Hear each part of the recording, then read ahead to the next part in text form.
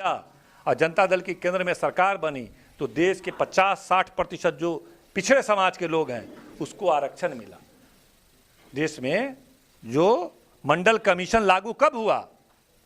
जनता दल की सरकार में ना, वीपी सिंह प्रधानमंत्री थे तब ना। तो जो अपनी सरकार है उसकी ताकत को समझना चाहिए और उसको मजबूत करना चाहिए कि वो बनेगा तो हमारे लिए हक, अधिकार और कानून बनेगा। तो यह स्थिति है कि आज आपको अब आरक्षण को उसको खत्म करना है। वो आरक्षण का विरोधी आदमी आज सत्ता में आ गया, डायरेक्ट कैसे खत्म कर दे? डायरेक्ट अगर बात करेगा तो पूरा देश का दलित आदिवासी विरोध कर देगा उसका। वसु किया कि सारे जहां जहां तुम नौकरी पा सकते हो सबको निजीकरण कर दो, सारे संस्था को बेच दिया, सब निजी हाथ में चला गया। जैसे निजीकरण हो गया, सरकारीकरण खत्म हो गया तो आपका आरक्षण भी खत्म हो गया, क्योंकि निजी संस्था में आप जाके नहीं बोल सकते हैं कि रिलायंस वाले तुम्हारे यहाँ आरक्षण नहीं है, एयरटेल वाले को कहिएगा तुम्हारे यहाँ आरक्षण नहीं है, हमको जगह नहीं मिला, ओबीसी को कह गो जगह दियो, दलित को कह गो दियो, महिला को कह गो दियो, नहीं बोल सकते हैं, वहाँ पे लागू नहीं है इस देश में। इसीलिए तमाम चीज़ जो जहाँ रेल से लेकर के जितना चीज़ है, जहाँ जहाँ आप नौकरी आरक्षण के माध्यम से ओबीसी या दलित मांग सकते थे, वो तमाम चीज़ को ख़त्म कर दिया और मतलब प्रत्यक्ष और अप्रत्यक्ष रूप से आपकी आरक्षण व्यवस्था को समाप्त कर दिया। शिक्षा का अधिकार, उनका सोच शुरू से था कि शिक्षा से दूर रखा जाए इनको। आपने देखा होगा शुरू से शिक्षा नहीं दिया जाता था, परदादा लोग पुराने ज़माने के समय में आज़ादी से पहले शिक्षा से वंचित रखने की योजना थी। अभी जो सरकार बनी, शिक्षा से दूर कैसे करें भाई इन लोगों को? तो अभी नई देश में नई शिक्षा नीति आई है। कुछ लोग को पता होगा, कुछ लोग देखते होइएगा, जो व्यवस्था अभी हमारे देश में चलता आया था कि 10वां करेंगे, 10वां के बाद 12वां करेंगे, 12वां के बाद ग्रेजुएशन करेंगे, फिर आगे का डिग्री करेंगे, उस व्यवस्था में पूरे देश में बड़े पैमाने पर परिवर्तन किया गया और देश में नई शिक्षा नीति लागू हो गई। अब नए निजी संस्थान लोग खोलेंगे, तमाम तरह के कोर्स की जिम्मेदारी उन लोग को दी जाएगी। तो धीरे धीरे क्या होगा कि हर जिला में आपको निजी शिक्षण संस्थान सब नजर आएंगे और तमाम अच्छे जो नए कोर्स हैं, जो देश में डिमांडेड जिसका है, जिसका मांग है, वो कोर्स वो पढ़ाएंगे। जब वो पढ़ाएंगे तो वो उसका पैसा बहुत महंगा कर देंगे। वो कर देंगे कि इस कोर्स का 12 लाख, इस कोर्स का 20 लाख, इस कोर्स का 30 लाख, इस कोर्स का 40 लाख। जैसे ये कर देंगे कि आपके बच्चे आप छट जाइएगा, कहाँ से 20 लाख 30 लाख लगा करके आप वो कोर्स कराइएगा? कहेगा जाओ खाली आइए बीए करो और जाके घर में मजदूरी करते रहो कहीं जा करके, क्योंकि आइए बीए का ज़माना धीरे धीरे खत्म हो जाएगा, आज खत्म हो रहा है। हाँ, तो शिक्षा को महंगा करना, ठीक है, निजीकरण कर देना, शिक्षा को महंगा कर देना, एक योजनाबद्ध तरीके से काम चल रहा है।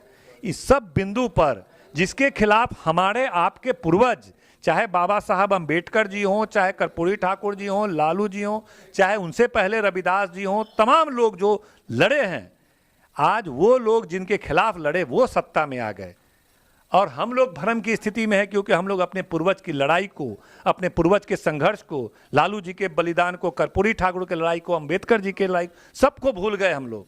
और हम लोग को भ्रम की स्थिति में डाल करके पाकिस्तान देखो तो चाइना देखो तो वहाँ देखो तो वहाँ देखो तो वहाँ देखो कर करके वोट लेता है। और जो वास्तविक स्थिति है जिससे आम जनता का सरोकार है उस पर कुछ भी नहीं।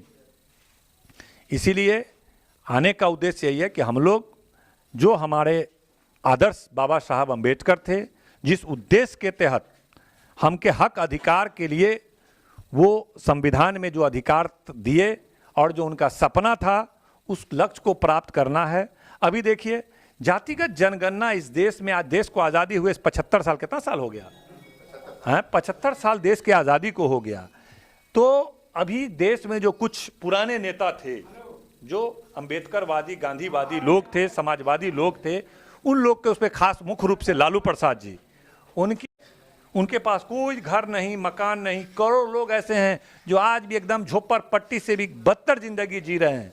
आखिर 76 आज़ादी के 76 साल बाद, जबकि ये कहा यह जा रहा है कि हम 100 तरह की योजना चला रहे हैं, हम ये कर रहे हैं, इतना पैसा दे रहे हैं।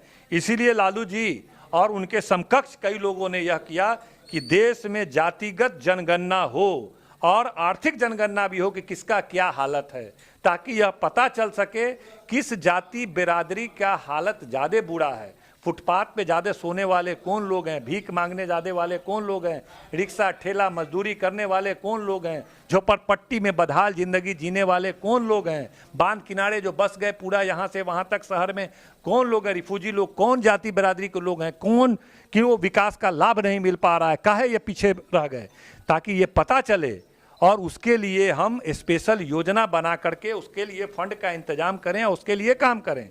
तो यह बात हुई अभी कुछ दिनों पहले आज कितना चल रहा है, 2022 में जनगणना होना था, 2022 में जनगणना होना था और हमारे नेता जो हम लोग विपक्ष में थे, नेता तेजस्वी यादव जी मुख्यमंत्री जी से मिले और कहे कि भाई तमाम लोग मिले, हम लोग जो विपक्ष थे जिसमें हम लोग थे, कांग्रेस थे और सीपीआई सीपीएम कम्युनिस्ट वाले सब लोग जाकर के मुख्यमंत्री से मिले। मुख्यमंत्री सत्ता में थे, अभी 1 साल 1.5 साल पहले का बात है कि मुख्यमंत्री जी अभी जो देश में ये जनगणना हो रहा है, चलिए प्रधानमंत्री जी से हम लोग बात करें और कहें कि पूरे देश में जो जनगणना हो रहा है जातिगत जनगणना कराइए ताकि पूरे देश की स्थिति पता चल सके, किसका कितना आबादी है, कितनी संख्या है और किसका क्या हालत है। तो मुख्यमंत्री जी भी सहमति किए कि नहीं। हम लोग आए थे, आप तमाम लोग से भेंट बात भी हो गया। बहुत धन्यवाद, आभार। बात को समाप्त करते हैं, शुक्रिया।